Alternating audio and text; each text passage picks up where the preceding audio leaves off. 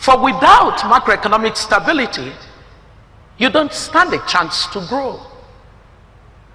But purely having macroeconomic stability is not a sufficient basis for the kind of quality of growth that you need in order to improve the living conditions of your people, because when your people are able to get jobs, when their household incomes increase, then the quality of life would increase.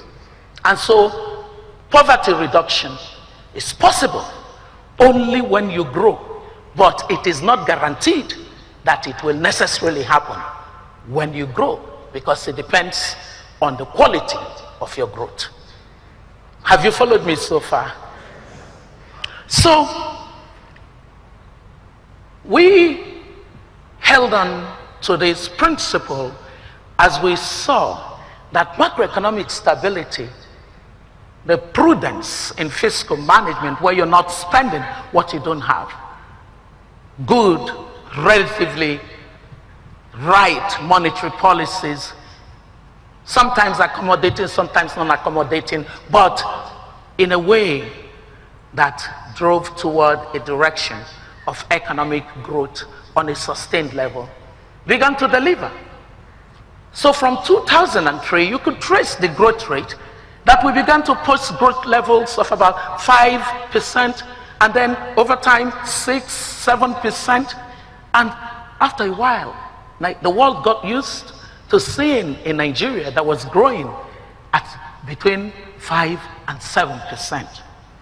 That was the story until 2014, when the oil price decline hit, and Nigeria appeared to have been unprepared for the 5th time for an oil price shock. How terrible can that be? How can it be? In the 70s, we suffered a price shock. We went down.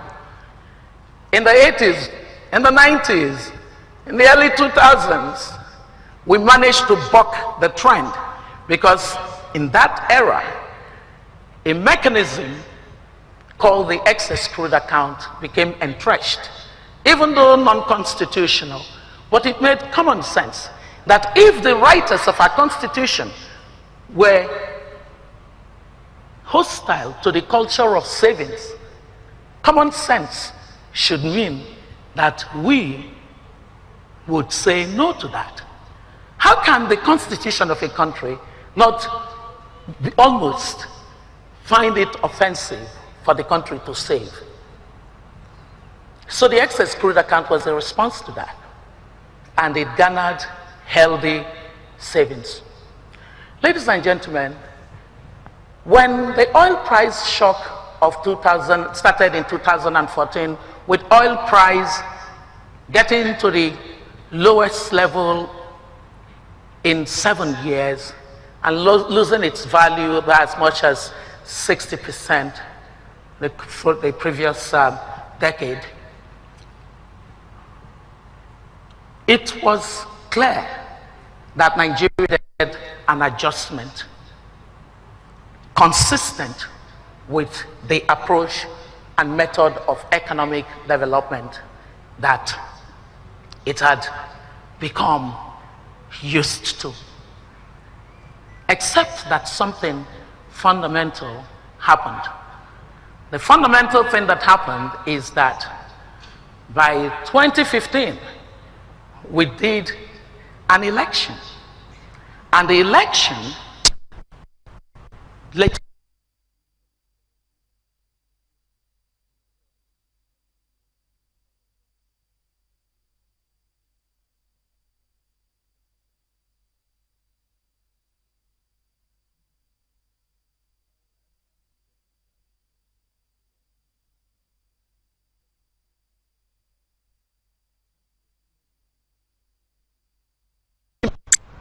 to show you how things can be shaped by the mindset, the economic mindset of the leader of any country, as we have observed all over the world.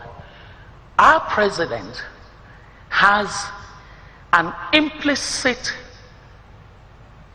connection to the idea of collectivism.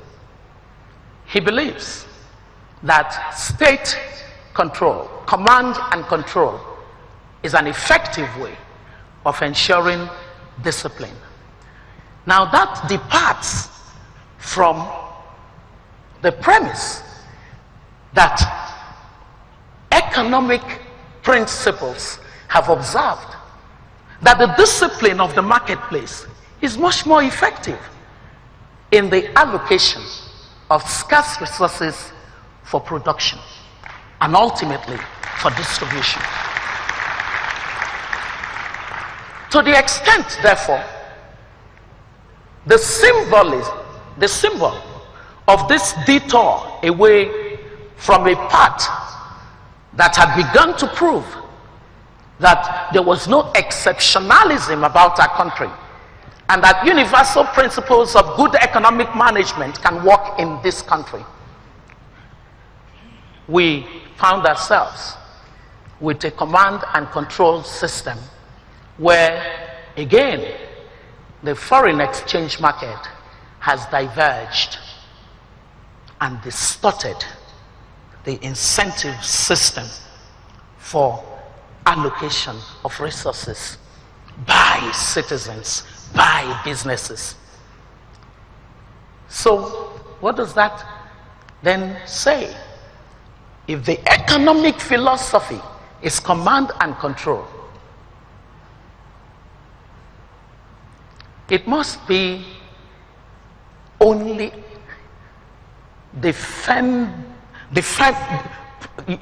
it must only be defended on the basis of empirical and analytical evidence of how well it has worked, how well it worked in the past, and therefore how well we expect it would work now.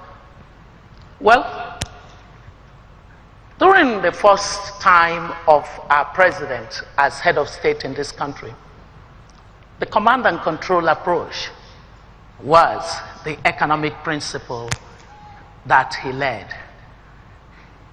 I don't think many people have been able to tell Mr. President yet that during that era, inflation spiked.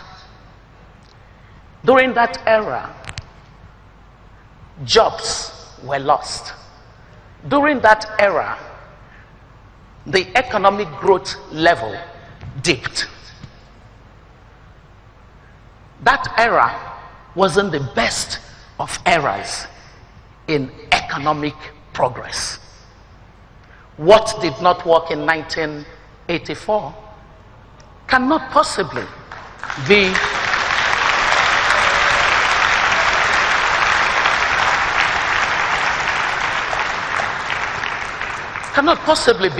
a solution in a global economy that's ever much more integrated, where the vulnerabilities of the global economy immediately register within the local economy. So, what have we seen in the nearly 1 year of our president still holding to the idea that the command and control approach is a better source of discipline in the allocation of scarce resources? Inflation has gone up to nearly 13%. So for the first time, we have lost the single digit. Another thing that has happened is that economic growth rate has dipped below the population growth rate. The last economic growth rate for 2015 is just a little above 2%. Jobs are being lost because companies are suddenly finding themselves unable to access important resource of foreign exchange to enable production.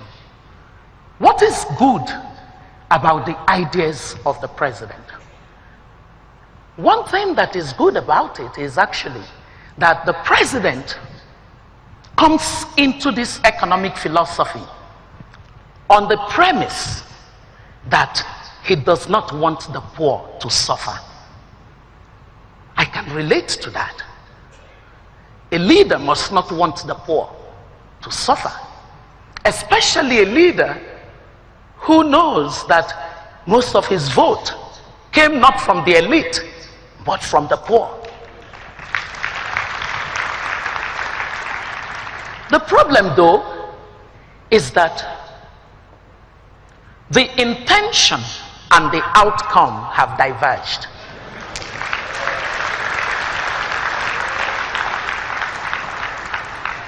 Because, unfortunately, the weakest and the most vulnerable suffer the impact of inflation the most. When companies need to squeeze labor, the first set of people that must go are in that class. So, my pitch today is for our president to sit with his team and to look at the economic evidence that speaks loudly. It is time to sit back and review the well-intended idea of a command and control economic principle. It's time to do what the Americans say,